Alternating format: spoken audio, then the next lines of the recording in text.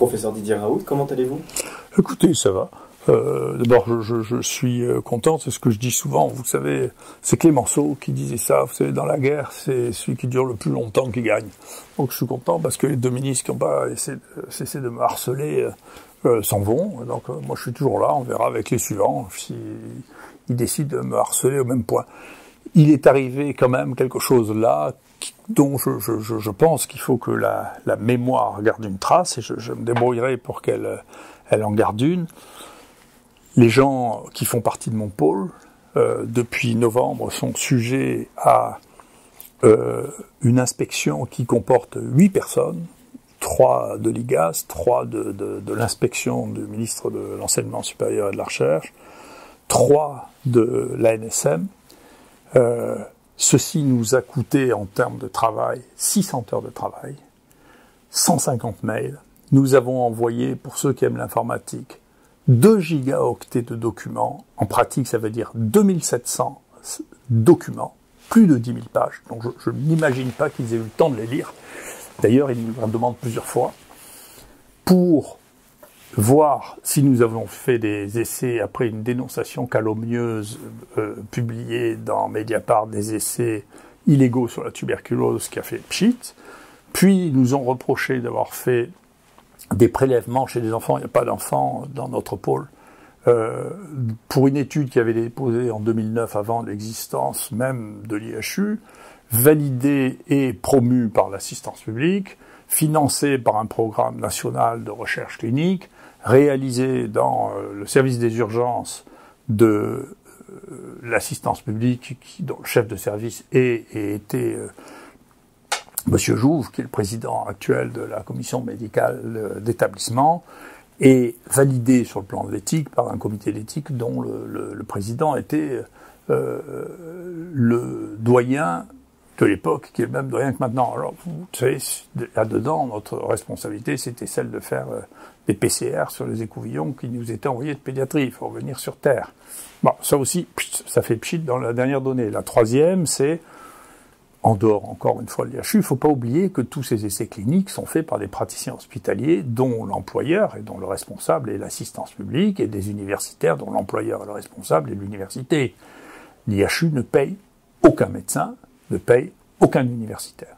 Donc quand on nous attaque, en réalité, on nous attaque pour m'embêter moi, mais ça n'a strictement rien à voir avec moi. Nous, ce qu'on paye ici, la Fondation, l'État nous donne un peu plus de 2 millions par an pour pouvoir faire de la recherche, et avec ça, on paye essentiellement des étudiants, l'administration et quelques ingénieurs. C'est tout ce qu'on paye avec ça.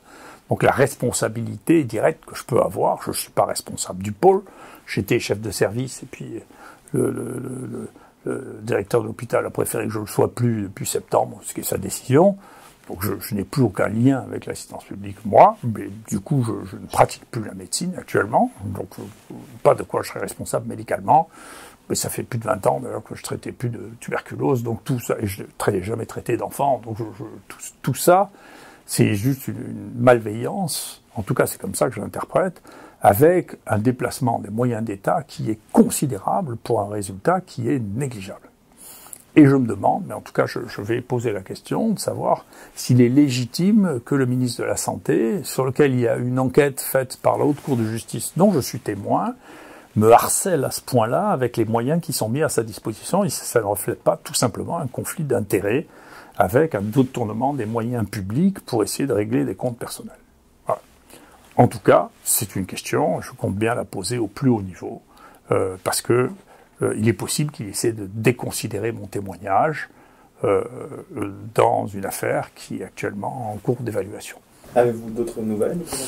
Oui, j'ai d'autres nouvelles qui sont intéressantes. Hein. Je m'excuse, je ne veux pas passer mon temps à faire mon apologie, mais enfin, on est moins à faire mon apologie qu'à manier l'insulte à mon sujet. Donc, il y a un nouveau site, enfin un site que moi je connaissais pas, qui s'appelle ResearchCom, qui m'a envoyé un mail en disant, écoutez, vous êtes le 187e chercheur en médecine mondiale et le 2e en France.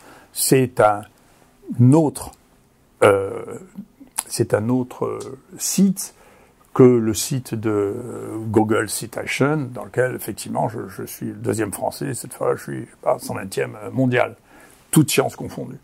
Quoi que vous regardiez, de toute manière, vous retrouvez la même situation. Alors là, ce qui est intéressant en plus, c'est de regarder par spécialité.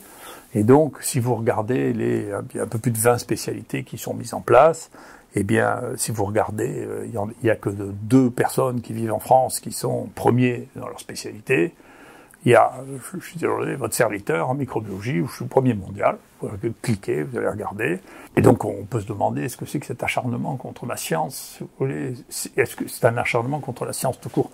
Et je vais revenir là-dessus. C'est très intéressant parce que, finalement, est-ce qu'on est capable de supporter qu'il y ait des niveaux différents dans la science? C'est une vraie question qui se pose de manière régulière, qui se pose depuis qu'on évalue la science depuis 30 ans.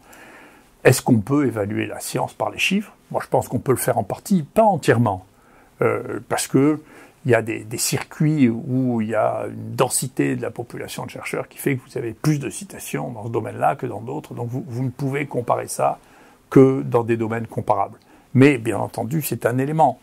Et donc, ce qui est très intéressant, c'est la question qui m'a été posée, c'est est-ce que vous accepteriez de prendre des responsabilités politiques, y compris dans la science, et je le ferai pas, et je vais vous dire, bien sûr, je vous rassure, on me l'a pas demandé, mais me l'eût-on demandé que je ne l'eût pas fait, pour une raison. Aux États-Unis, M. Biden a recruté pour faire une espèce de super ministre de la recherche, un type qui fait partie là des numéros 1. Donc vous le regarderez, il s'appelle Eric Lander. C'est une star génétique, génomique, très connue. Et quand il est arrivé, donc il a eu plus de pouvoir pour la recherche que n'importe qui. Et moi, voilà un casting tout à fait étonnant. Mais il est arrivé dans un domaine où il y avait une équipe qui avait été mise en place par son prédécesseur, sur lequel la priorité n'était pas l'excellence de la science, mais l'équilibre social parmi les scientifiques. Ce qui est autre chose. Ça ne veut pas dire que c'est pas antagoniste, mais c'est pas la même chose.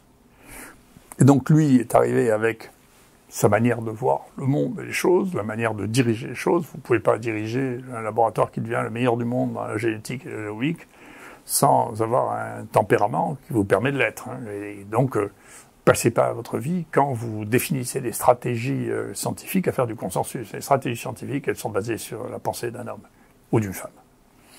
Par ailleurs, il avait fait, et donc il y a eu une enquête qui a été faite pour des gens qui travaillaient dans son département pour dire qu'il était désagréable, qu'il avait engueulé des gens. Et cette enquête a commencé à se mettre en place, et quand elle s'est mise en place, il a dit, écoutez, j'arrête tout, je rentre dans mon laboratoire, je m'excuse, désolé, il n'aurait jamais dû venir là, parce que les gens qui étaient là, qui sont l'équivalent des gens qui travaillent au ministère, n'ont pas l'habitude de travailler comme ça, avec une énergie pareille, avec des objectifs de cette nature, avec des résultats obligatoires. C'est autre chose, c'est un autre monde, et donc on ne peut pas passer d'un monde à l'autre comme ça. On ne peut pas. Et donc, parce que la nature des organisations n'est pas la même. Donc il faut faire attention. Bon, en tout cas, je pense, moi ça m'est un peu égal, je pars à la retraite, quoi qu'il arrive, ça va arriver.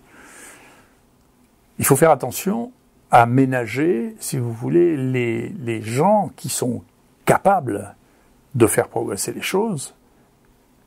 Et on ne peut pas à chaque fois que les gens ont une énergie de cette nature-là, ils bousculent un peu les meubles, c'est la nature. Il ne faut pas qu'ils bousculent trop les humains, je suis d'accord. Mais on ne peut pas imaginer qu'il soit aussi simple que les gens qui n'ont pas de créativité. D'accord ? Il y a une tension interne des gens qui ont une créativité. Et souvent, je donne un exemple qui est celui de l'opéra. Vous voyez, si vous aimez l'opéra, il faut avoir des divas. Les divas, c'est des divas, mais elles savent bien qu'elles sont des divas, elles ont un tempérament qui est celui des divas. Et si vous voulez pas avoir de divas, il faut faire des chorales. C'est bien aussi les chorales, hein, mais c'est autre chose. C'est pas l'opéra. D'accord ? Donc si vous voulez avoir les meilleurs chanteurs du monde, il faut savoir que les meilleurs chanteurs du monde, ils ont des habitudes, ils ont une nature différente, qui n'est pas celle des gens qui sont des chanteurs de la chorale. Voilà. Et puis, pour ceux qui aiment Hannah Arendt, comme moi, Hannah Arendt dit, à un moment, en reprenant une pensée d'Héraclite, tant que la cité, ce qu'on pourrait appeler ça le politique, le pays, préserve les aides exceptionnelles, tout est possible. Quand elle ne les préserve plus, alors tout est perdu. Merci.